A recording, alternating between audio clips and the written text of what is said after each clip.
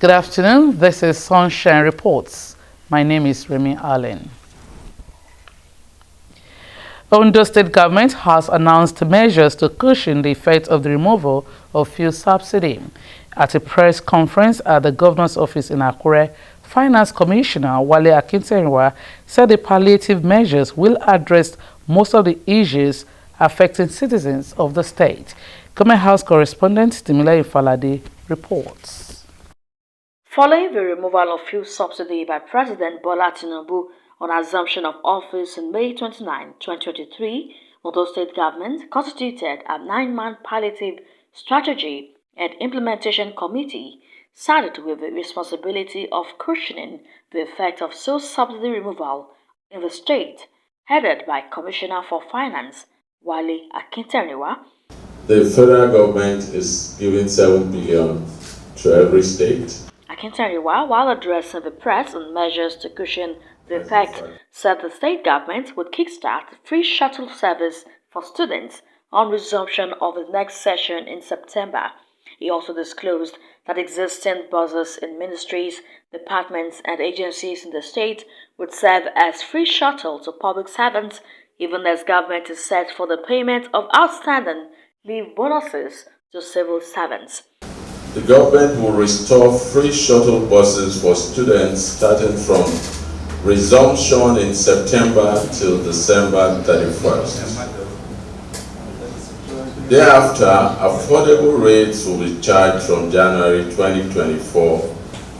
In like manner, free shuttle boats equipped with life jackets will be made available for students in riverine areas starting at resumption in September till December 31st. And thereafter, affordable rates will be charged.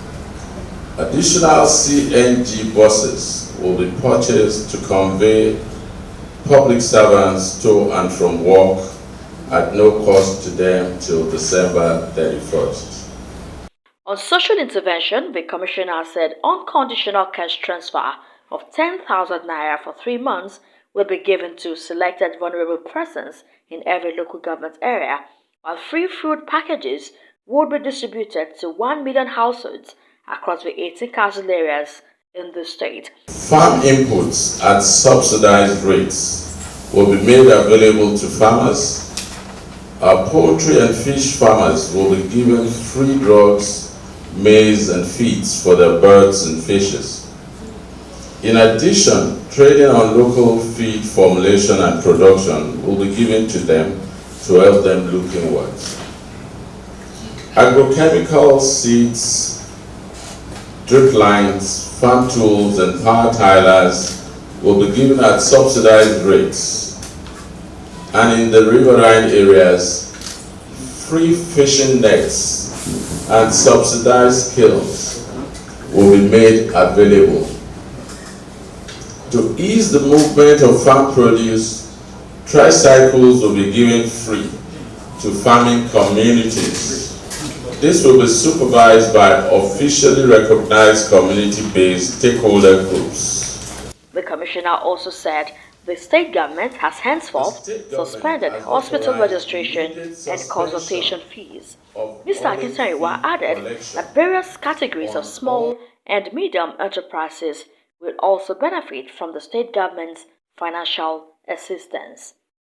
Timileyin Falade, Osrc News. The 10th Ondo State House of Assembly says it will ensure full implementation of financial autonomy for both legislative and judiciary arms of government. The Speaker, Olamide Oladiji, gave the assurance while playing host to the State Chief Judge, Justice Olusegun Odushola. Oladiji promised that the legislative arm of government will continue to work hand in glove with other arms of government for the development of the state. House of Assembly correspondent Omoshiliola Adesoye Ajayi now reports. Part of the bedrock of democratic governance in Nigeria is the existence of a cordial relationship among the executive, judiciary, and legislature. This informed the visit of the Ondo State Judiciary team led by the Chief Judge, Justice Olusegun Odushola, to the leadership of the 10th Assembly in the state. While welcoming the Chief Judge and his team, the Speaker, Olamide Oladiji, commended the judiciary for ensuring quick dispensation of justice in the state. Mr. Oladiji, who acknowledged the relationship between the legislature and the judiciary, promised continued support of the House and assured of full implementation of financial autonomy for the two arms of government. We try as much as possible to ensure that we will not allow the gap to be filled by the two arms of government. And then secondly, you made mention of the issue of autonomy. You know, we have started something like that. We have started in the 9th Assembly, and I want to also give you 100% assurance that anytime, any area you really want us to come in, as far as that area is concerned. Also, the Deputy Speaker, Prince Abayomi Akinrutan, and the Chairman House Committee on Judiciary, Stephen Abitogun, as well as other lawmakers, thanked the Chief Judge for the visit and expressed belief that the collaboration of the two arms of government will advance the state towards development and prosperity. Justice is key to the development of the state. And for us to achieve that, I want to seek the opportunity of this visit to bring the attention of Honorable Speaker to all these salient issues. Judiciary is more or less like a mother of legislature because we deal with bills and law, so we cannot be far away to you. With this 10th Assembly, I can assure you, autonomy will definitely come and stay. The Chief Judge, Justice Olusegun Odushola, said the visit was to familiarize the leadership of the 10th Assembly and to seek its support for the growth and development of the two arms of government for the benefit of the masses. We are come to congratulate you. We are prepared to collaborate with you, and we are also soliciting your support and cooperation. We are also trying to see where we can collaborate with you so that we can bring about the independence. At the forum, various developments being witnessed across the state were attributed to the cordial relationship among the executive, legislature, and the judiciary. Omoshiliola Adesoye Ajayi, Osrc News. About 512 directors in the civil service who have spent 8 years on the directorate cadre may be forced out of the service sequel to the implementation of the newly reversed Public Service Rule 2021 by the federal government. The Public Service Rule, which takes effect from last month, was launched by the Office of the Head of Civil Service of the Federation on July 28 in Abuja. The new rules also introduced a tenure policy for permanent secretaries who are now required to spend 4 years in office, which is renewable, subject to performance. Head of Civil Service of the Federation, Folashade Yemieson, while unveiling the revised public service rules during the Civil Service Rule last week, noted that the implementation would commence immediately. Yemieson noted that the rules were reversed under the administration of former President Muhammadu Buhari, but the launch was delayed until President Bola Tinubu took over in line with the renewed Hope agenda. Increasing tuition in Nigerian universities could compound the crisis plaguing the country's education sector.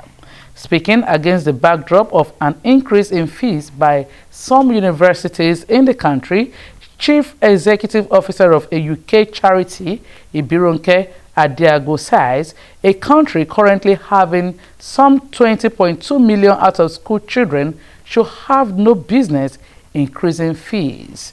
She noted that increasing fees of any sort should not be an option until Nigeria comes out of the woods and is able to put every child in school.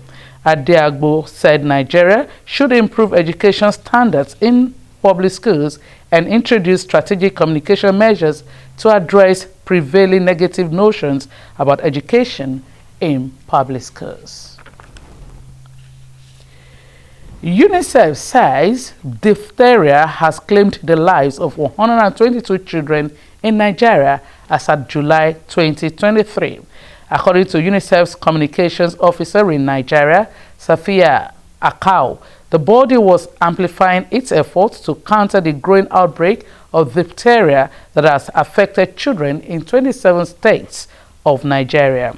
She listed states affected as Kano, Yobe, Katsina, Lagos, Sokoto, Zamfara, and the FCT, which accounted for 98% of the suspected cases, noting that 71.5% of confirmed cases were found in children between the ages of 2 years and 14 years. Diphtheria is a serious infection caused by strains of bacteria called Corynebacterium diphtheriae that make toxins. It can lead to difficulty in breathing, heart-rhythm problems, and death. All is now set for the commencement of this year's annual summer tennis clinic in Akure, the Ondo State capital. Wife of Ondo State Governor Betty Anyanwu-Akeredolu, while encouraging the planning committee towards the successful implementation of this year's edition, urged them to put in their best, even in her absence, to achieve a desired result. Unveiling the program for this year, Mrs. Anyanwu-Akeredolu announced 30th of August to the 8th of September as a date for the 6th edition of the Summer Tennis Clinic. Government House reporter Omori Olagbeji has more. For the past 6 years, wife of Ondo State Governor Betty Anyanwu-Akeredolu, in collaboration with Ondo State Sports Council, has been engaging children between the ages of 4 and 13 in tennis clinic, not only to catch fun, but also to discover talents among them. So far, hundreds of children have benefited from this initiative, with more expected to participate at this year's tennis clinic. I want to welcome you to the planning committee. Unveiling this year's plan, Chairman, Planning Committee, and the Special Advisor to the Governor on Gender, Olamide Falana, maintained that parents always look forward to activities that are educating, informative, and enlightening for children, hence the need for proper planning and implementation. According to her, children who have passed through the training over the years are now doing well, representing the state and the country following the vision of the governor's wife. As we know, it's usually a lot of work and a lot of fun. So I want to encourage all of us that as much as we had that cooperation last year, let us try to also bond together again this year and ensure that we can have a very seamless implementation and we can impact maximally in our children. Briefing the committee on the report of the 5th Summer Tennis Clinic, Secretary of the committee, Kendi Odogun, said the initiative, which was held in the 3 senatorial districts of the state, was successful. We had 2 sponsors from abroad who came with different kinds of items to support and to show that what our brain has been doing in Ondo State cannot be overemphasized. Encouraging the committee on the line, the governor's wife, Mrs. Betty Anyanwu-Akeredolu, charged them to put in their best in ensuring the success of this year's clinic. I reiterate the confidence I have in the committee of 2022 because you did well, so why not? Thank you, Ma. You can go, yes, you can go ahead. And my absence should not make any difference. Okay. After all, that's the only way you can beat your chest and say, oh, this organization or this group activities are sustainable. If the founder is not there and everything goes on, that's a mark of progress and a remarkable one. And I want to believe that you will pull through. So I have the confidence that you will do it well, as usual. The committee has since set out for a H-Free Year 2023 program. Omori Olagbeji, Osrc News. Still on sports, the final of the 5th edition of Akogun annual football competition will come up today.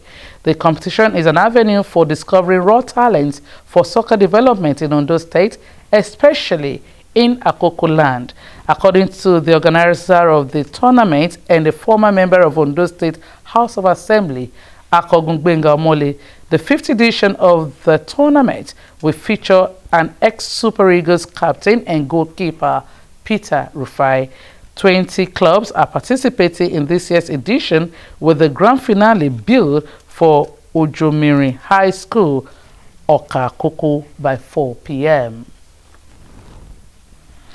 Not leaving sports yet, defending champions Nigeria have outclassed host Rwanda 79-48 in the semi-finals of the ongoing 2023 FIBA Women's Afrobasket in Kigali, Rwanda, to book a place in the final. The women's, the Tigress, have now extended their unbeaten run to 23 games. The last time Nigeria lost a game in the women's Afrobasket was in 2015 against Cameroon in the semi-finals. In the final, Nigeria will take on Senegal, who beat Mali 75-65 as they hope to win the championship for the 4th time in a row, a feat that only the Senegalese boast of in African basketball. And with that sports story, we've come to the end of Sunshine Reports. Many thanks for watching. Good afternoon.